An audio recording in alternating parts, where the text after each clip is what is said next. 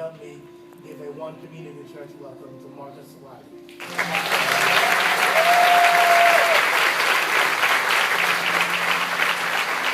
What up? I said, what's up? Okay, I'm up for this one. 7:45 was a little rough, I ain't gonna lie. I'm up for y'all. Y'all ready? Man, I just want to share with you this morning, man, you have to laugh more. It's important that you laugh. It'll help you with high blood pressure, cholesterol, hypertension, all that type of stuff. You have to laugh. I want to share with you one major event in my life where I use humor. I've been laughing at the wrong stuff all my life. All my life been laughing at the wrong stuff. Used to get whoopings for it. Now I get paid. He'll turn it around. He'll turn it around for you. But you gotta laugh, man. You gotta laugh. It's important. I laugh every day. And so I remember 2009 when my father, he died. My father died, and I'm an only child. And so my father passed the hospital. My mom, she was gone, And it was the first time I had to deal with death. I had to deal with a funeral. My first time. Now, I've been to them growing up in church. I've been to funerals. I grew up in a Baptist church, so I know how they act.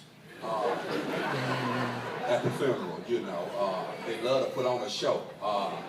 And it's probably because they missed the show. And so they put on the show right here, put me in the casket. Take me with the Lord. I ain't gonna lie, when I saw my dad in the casket, I was like, yeah, that's like a one-bedroom. Yeah, I'm gonna let him have that one. I'm gonna wait on mine. But watch this. So we're at the hospital, and I called the funeral home. That night at the hospital, let them know, and my father had passed. So I called the people, and watch this, show you how I get humor. I called the funeral home that we was dealing with, and I say, I want to know my father passed, so y'all come and get him. The dude said, he's expired. I said, no, milk expired. He dead. I mean, if he expired, we could use him for some cornbread or something. That's what we do with expired stuff at our house. We use it for something else.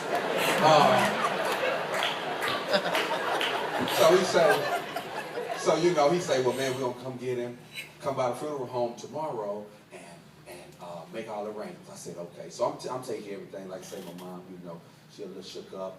And so I go to the funeral home. Y'all had no idea that it costs this much. I really didn't have no idea. You think living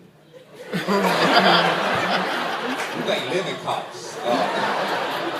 Try dying, Especially if you have no insurance. Try it. Good luck. But, so I get to the funeral home, and when I get there, there's a lady behind the desk with a calculator.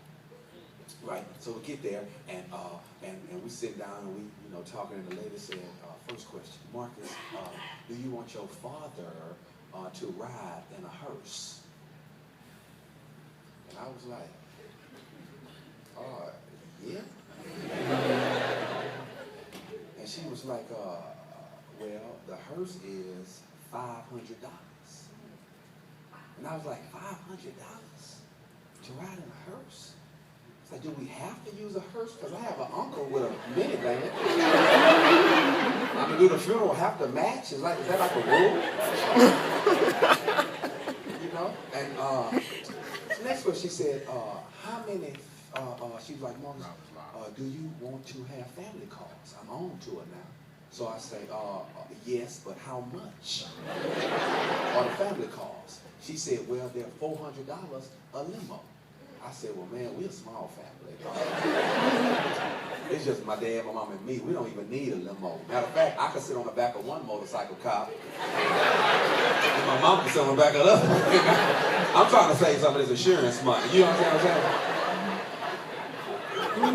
Yeah, we still here. You know what I'm saying?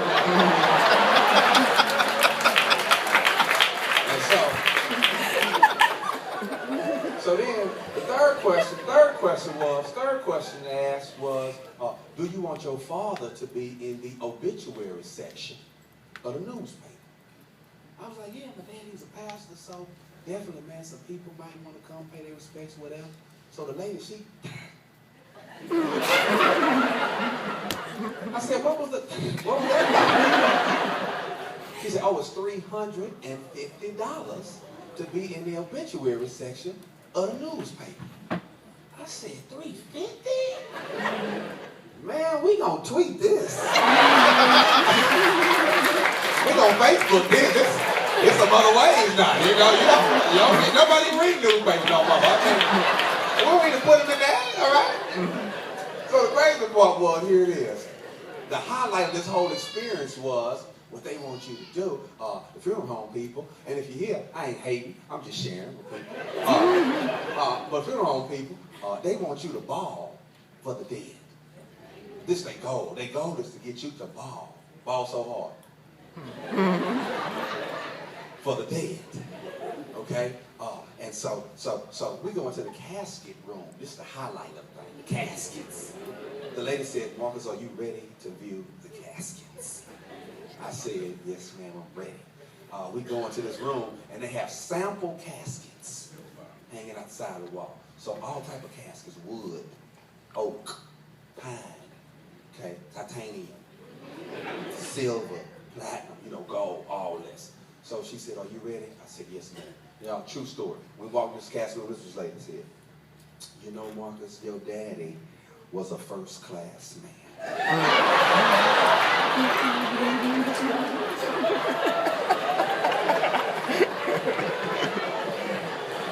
Marcus, your daddy only wanted the best. She bypassing all these taxes, right? We get all the way down here to the $10,500 gold casket. And the lady said, Marcus, I believe this is the casket your daddy would want to rest eternally in. I said, no. You don't know my daddy. See, my daddy was a pastor, and he would rather have Jesus than silver